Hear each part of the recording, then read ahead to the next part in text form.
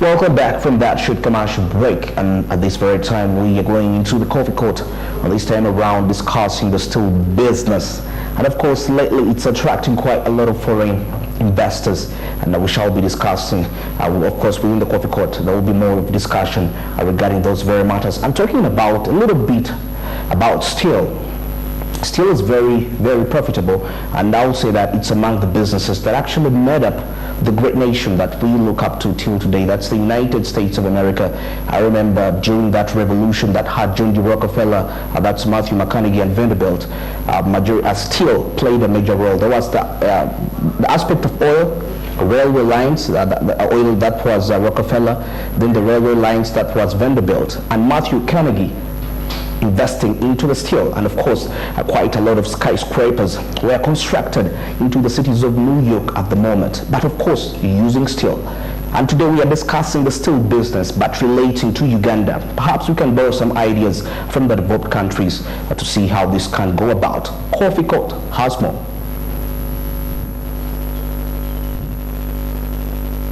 Well, tonight on the Coffee Court, where we ask the hard questions but critical questions that matter, I am privileged to speak to Mr. Sanjay Avasti, of course the chairman of Tembo Steels. We'll be discussing matters of national economy. Mr. Chairman, it's a pleasure and thank you for joining us. Thank you for having me. You are the chairman of one of the critical investors in this country. Kindly talk to us how you've started and how you've been able to sustain this business. We started way back in 2001. We had gradually started by melting scrap, followed by rolling. And thereafter we started in Uganda by putting up a first converter in whole of Africa. That is melting of cast iron into liquid mild steel. So this is where we started. And again, followed by these activities, we have done many more activities which are unique in the region. Not only in the region, as a continent as a whole, we can say that many activities we had done had never been done in the continent, such as we had installed a hot roller strip mill, 0.8 millimeter thickness. It has never been done by any company in Africa. So I think this is a milestone achieved by Tembo Steels. Then other than that, we had also installed sectional product.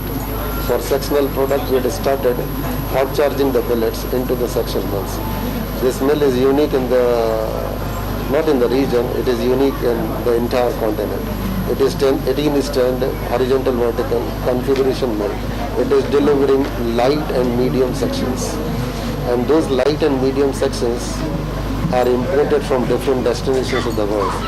You can proudly say that this is the only company producing lightest section ever produced in Africa. So this is the activity. There are so many unique activities done by Tembo Steels.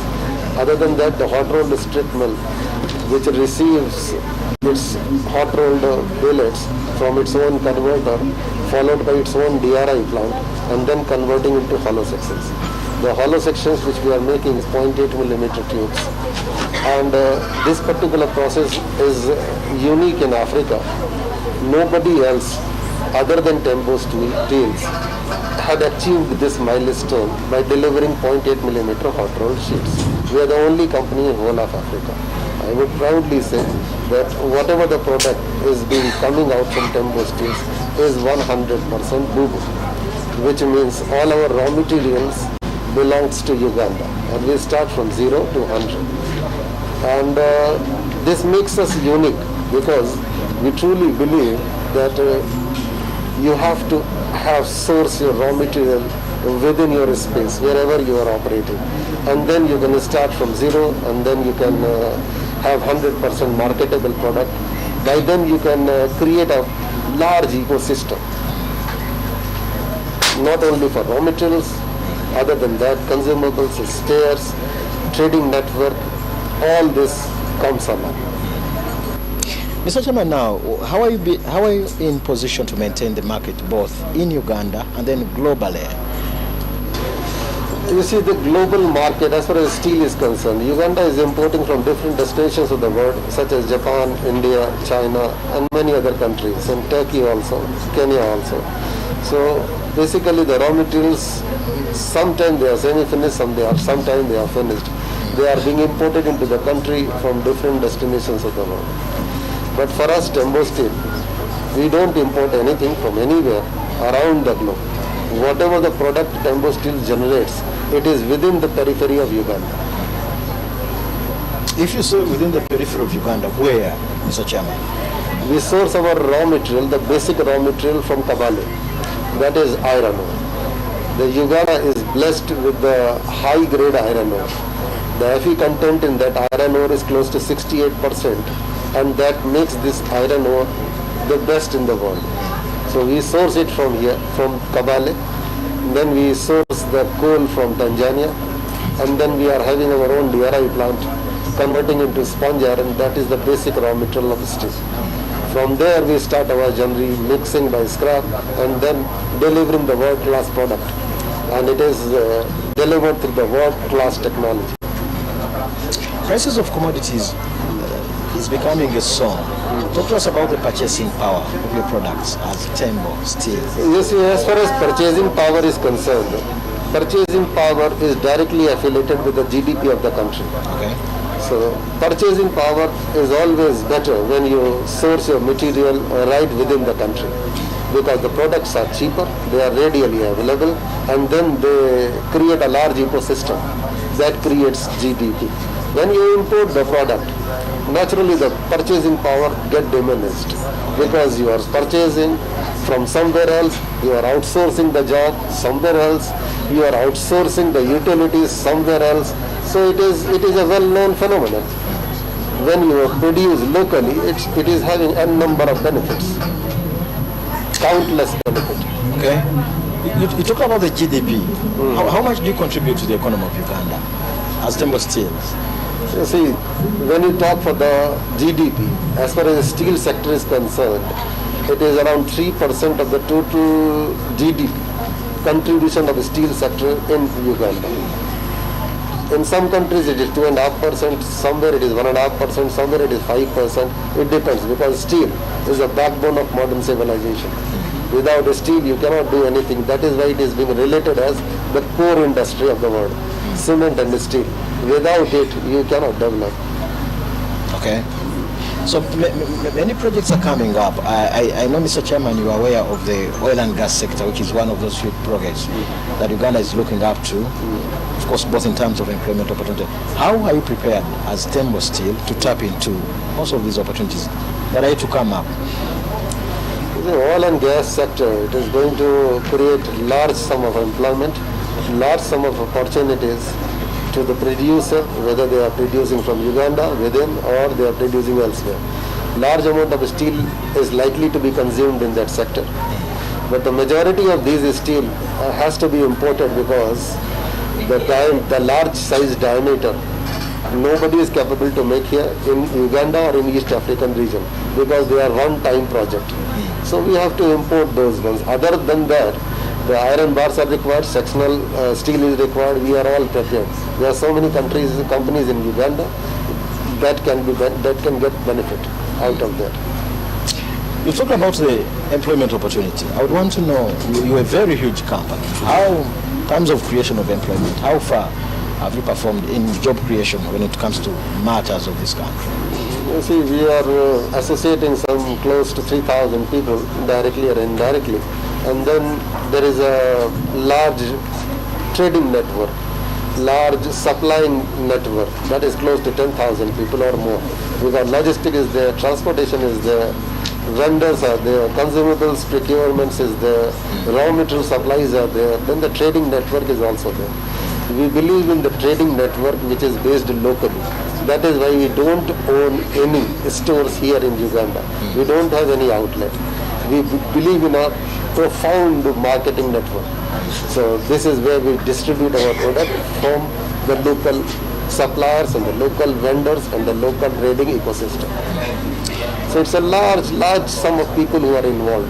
Okay. You're counted as one of the serious investors in this country. How are you finding the investment policies in Uganda as an investor? Uganda is having a beautiful climate to do business. law and order situation is very good here. The policies are conducive enough to do business. And what needs to change when it comes to the policies that particularly address issues of investors like you, Mr. Chairman? You see, the policies should focus on value addition. Because we keep saying that the value addition is must for any country. Because whether you are adding 10% value or it is adding 50% or you are adding 70% or you are adding 100%. 100% is always better than 10%. So we have to look at the policies which favors 100% value addition. And maybe I would like to engage you. Many big businesses have started up in Uganda and some of them have fallen. I don't know, as an investor, what you think could be some of the contributing factors why some businesses maybe start and just a blink of an eye and are nowhere. I'm asking so because you've been in this era of business as an investor. There are so many things in business you have to calibrate, you have to align. Because it's a market forces, you have to be able to calibrate all the things together in order to survive. Because market is a fierce place. If you are productive, you are efficient, and then you have the right strategies in place, then only you will survive. Otherwise, there is no way you can survive. Companies as big as Nokia do not survive because you see they have not changed to the market conditions. You have to change, you have to adopt. And that is the market theory of survival. Okay. As far as, I will give you one example. You see, if you go by Fortune 500 companies, the average age for Fortune 500 companies is mere 16 years, which makes it unique. You see, the most big brand of the world do not survive even 16 years. In order to survive, you have to calibrate. You have to be productive, you have to be efficient, you have to be agile. That is how the market behaves. And then what has kept you surviving as Tembo Steels? We have responded well. Whatever the market challenges were thrown, we have responded to the challenge. So far so good, 20 years of existence. And we are very sure that we will be surviving tech for many more years to come. Are you a tax complying company as Tembo and Steel? Tembo Steel is the, as far as basic core industry is concerned, we are among the top 5 taxpayer in the country. As far as power is concerned, we are number 1 power consumer in the country, largest power consumer in the country. That speaks volume that we deliver everything from 0 to 100. That is why we consume more power. So I'm managing competition both internal and internally as a company, Mr. Chairman. You see, there will always be competition within and outside the periphery. But you have to adjust your business in order to survive. It's not that the competition will not be there for you. It will always be there. And you have to be prepared for all kind of competition that throws back to you. So, Chairman, there's a general thinking that people like you in your capacity, the government of Uganda gives you tax holiday, you have the liberty to operate anyhow without complying to all these taxes. From your experience, could that be the real fact or it isn't? It's a very difficult question to answer, that what privileges we got. In fact, I would say that we have got privileges to do business in this country in a very conducive environment, which is investor friendly. People of Uganda are the best in the world, I would say, and they are skilled as well. Many of the manufacturing activities we do at our company are done by the local people, and they are being skilled not only mechanically, metallurgically, electrically, and all sorts of sphere of the manufacturing, because we deal in manufacturing, heavy manufacturing, and there are so many equipment which got manufactured here within in Uganda. So we have developed a base where a manufacturing platform is being created. Okay. And so, Mr. Chairman, as we head towards winding up, what advice would you have for the business community out there?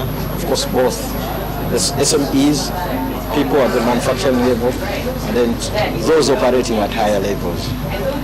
You see, there was a Darwin some centuries back he gave us this theory, struggle for an existence, survival of fittest. It is still relevant. Still on tube. It is still relevant. Survival of fittest, struggle for an existence. This theory was given by Mr. Darwin and it is still relevant. You have to be the fittest in order to survive. So you talked about this business is not just in Uganda, but it's also globally. I would want to know how other businesses are faring outside Uganda, still within your context as Temba Steel is a bulky commodity and Uganda is a landlocked country. So the only option for us is the neighboring countries, the peripheral countries such as Rwanda, Burundi, Congo, Sudan, Tanzania. So we export all our product to neighboring countries including Kenya. We also export to Kenya. But beyond that, there are topographical disadvantages. That is why this market, the global market, is far difficult to reach from Uganda. If a company acquire certain degree of competence and strength in a particular product, it can also be exported. And by the way, what do we use steel for anywhere? Steel is everywhere. You are sitting in the steel. Even the microphone does have a steel. The cycle has a steel. In every sphere of our modern society, steel is irreplaceable. The spoon is steel, the fork is steel, the utensils are steel, the train is steel, the plane is steel. Everywhere there is steel, my friend.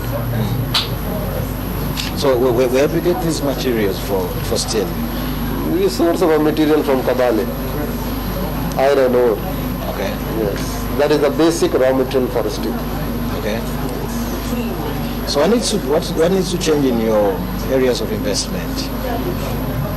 We cover almost 70% of the product which are produced globally. So this is the most diversified and integrated steel plant, not in the region, in the entire continent. You have an appeal to make to governments? It's a very conducive environment here, and we are very, very happy to operate here. How conducive is this environment? Many of us who are Ugandans, we look at it as a very, very hostile environment, and you seem to be suggesting it's a very good environment. It's not a hostile environment. You see, how you look at it, that makes a huge amount of difference.